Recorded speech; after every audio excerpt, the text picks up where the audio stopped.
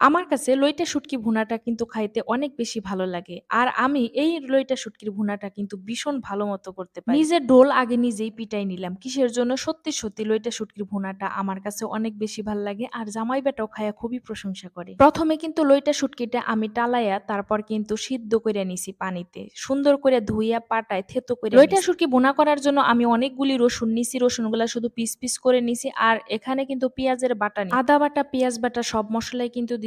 আর গুঁড়ি মসলা যা লাগে সবকিছু দিয়া সুন্দর করে কষান লাগবো। কারণ এটা হলো তেল উঠাইতে হইব কষাইতে। আমি যেভাবে লইটা শুটকি ভুনাটা করছি আপনারা সেম প্রসেসে যদি করেন তাহলে ভাত খাইয়া দেখবেন যে আসলে কেমন লাগে। সত্যি যারাও লইটা শুটকি ভুনা কখনোই খান নাই এইভাবে যদি ভুনা কইরা খাইয়া দেখেন তাহলে তো এটার প্রেমে পড়ে যাবেন।